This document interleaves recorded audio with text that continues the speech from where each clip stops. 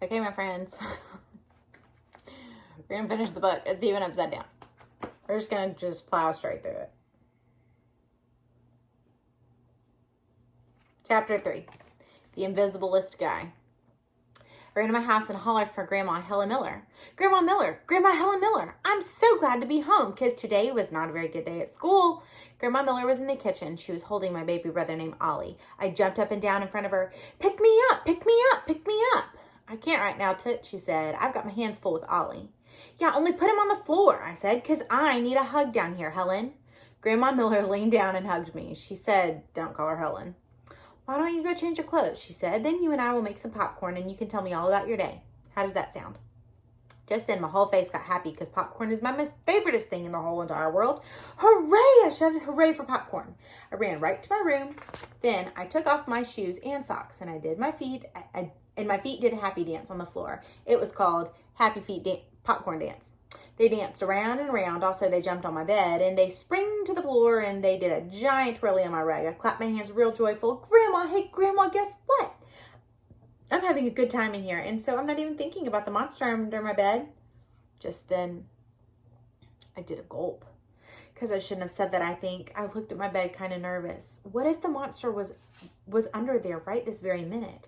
And what if he was looking at my piggy toes?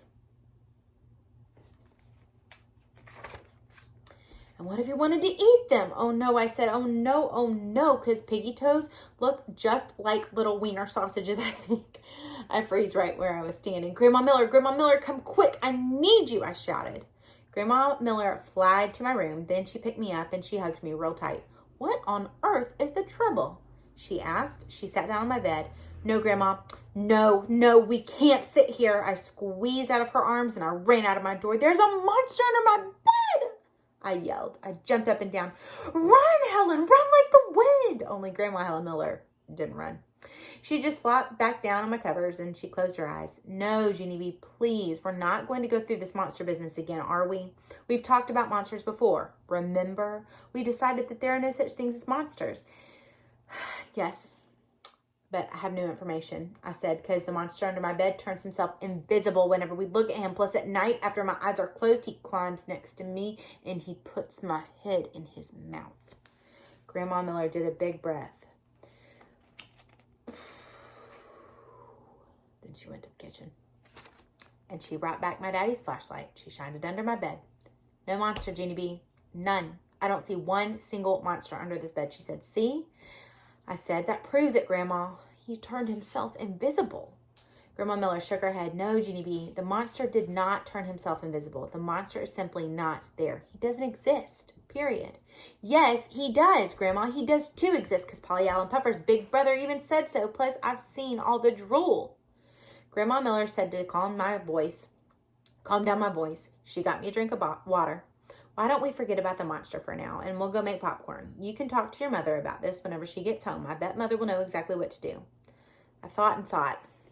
What, Grandma? What will she do? I asked. Then all of a sudden a light bulb went off in my head. Hey, I know what she'll do. Mother will get the broom and bash the monster's head in because I saw her do that to a roach before and she is very excellent at it. Grandma Miller closed her eyes again. She said, I'm a strange one. Chapter 4, Spooky and Scary. Pretty soon, Mother came home from work, and I zoomed to her speedy quick, and I handed her the broom. Mother, come on, let's go get the monsters, I hollered. Mother turned her head real slow, and she looked at Grandma Miller. Grandma sucked in her cheeks. A monster, she said kind of quiet. Under the bed. We've been waiting for you to come home, so you can bash its head in. I tugged on her sweater. Plus, tell her about the drool, Grandma, I said, but Grandma Miller headed out the door, and she said the words of, I'm out of here. I pulled on Mother's arm. Come on, Mother. Come on. The monster's really real because Polly Allen Puffer told everybody that there's a monster under his bed and that Grace said that it can turn invisible. And so that is how come we never saw that guy before. Mother sat down at the kitchen table. She lifted me on top of her lap. Then she said that Polly Allen Puffer was just trying to scare me. Plus, that Grace didn't know what she was talking about. There's no monster under your bed. Jeannie B, I promise you, monsters are just not real, she said. Yes, they are. They are too real because Polly Allen Puffer's brother even said so when he's in 7th grade. And he said that monsters can crawl in your bed and they fit your head inside of their mouth. And so that's where the drool comes from because I'm not even a baby. Just then I heard the front door open. It was my daddy, and he was home from work too. Daddy, there's a monster under my bed. Only you said that monsters aren't real, but they really, really are. I pulled on his arm. Come on, Daddy, let's go get him. Daddy looked at Mother a real long time. They went in the hall and did some whispering. Pretty soon, Daddy came back to me. He said we would look for the monster after dinner, but first we would cook some hamburgers on the grill. Oh, boy, I said. Oh, got a phone call, so it interrupted, but I'm going to pick right back up where we were. Oh boy, I said, oh boy, because hamburgers are my most favorite things in the whole wide world. Plus, also, I like paschetti and meatballs. After that, me and Daddy went outside. He got a flipper for the hamburgers. Then he gave me a flipper too, because I'm old enough. That's why. I run all over with that thing. I flipped a rock and a flower and a dirt ball. Plus, also, I flipped a dead lizard that I found in the driveway. Then Mother took my flipper away, because I'm not old enough. That's why. After dinner, I took my bath. Then Mother and Daddy read me a story, and they hugged me goodnight. See you in the morning, said Mother. See you in the morning, said Daddy. I sat up in my bed. Yeah, only I can't even sleep in here because you guys didn't burst the monster yet. Daddy rubbed his tired eyes. There's no monster, Jeannie B. There's nothing to be afraid of, he said. Then he kissed me, and he went out of my room, and Mother went with him. Quick got out of my bed and followed those two. They turned around and spotted me. Hello. How are you today? I said, very pleasant. I'm going to go sit in the kitchen and not bother anyone. Plus, also, I might watch Eyewitness News at 10. There's her flipping. Mother carried me back to bed. I followed her out again. Want to bake a lemon pie? A lemon pie would be fun, don't you think? I asked. This time, Mother marched me back into my room real fast. Do not get up again, Jenny B, she said. Enough is enough. I waited for her feet to walk away. Then I tippy-toed to my baby brother's room, and I climbed into his crib. It was very crowded in there. That's how come I had to get out and put baby Ollie on the floor. Then I climbed into his crib again, and I pulled the blanket all warm up and cozy around me. Only too bad for me, because just then that crybaby started to scream. Daddy ran into the room speedy quick. He turned on the light, and he saw me. I did a gulp. Hello. How are you today? I said, kind of nervous. I'm all warm and cozy. Daddy quick swished me out of there. Then he put baby Ollie back in the crib, and he took me to my bed again. Okay, this is it, he grouched. This is the last time I want to have to come in here. Do you understand me, Missy? Do not get out of this bed, not one more time. Started to cry a teeny bit. Yeah, only what about the monster, I said, because he's still under my bed, I think. Daddy throwed his hands in the air. Then he turned on my light, and he looked for my monster all over the place.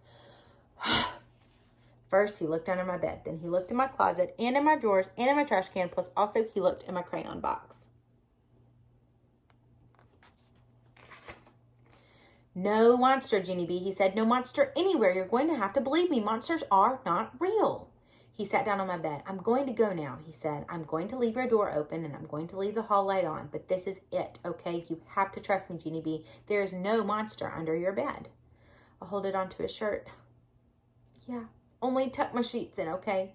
Tuck them in real tight, or else my feet might hang over the side of the bed and piggy toes look like little wiener sausages. Daddy tucked in my sheets. There, now good night. Yeah, only get my teddy, okay, Daddy? Plus also get my Raggedy Ann named Ruth and my Raggedy Ann named Larry and get my stuffed elephant named Philip Johnny Bob.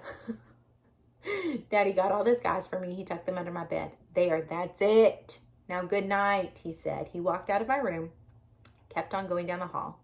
I looked all around in the dark. It was spooky scary in there. Philip Johnny Bob wants a drink of water, I shouted really loud. I waited and waited. Yeah, only really, he really needs one on account of he's having a problem with his trunk. Daddy didn't come. Raggedy Ruth needs a Kleenex. Yeah, next. After that, my voice got quieter. Raggedy Larry wants a cookie, I said, but still, Daddy didn't come. All right, we just got a little bit more left, and I will finish that next time.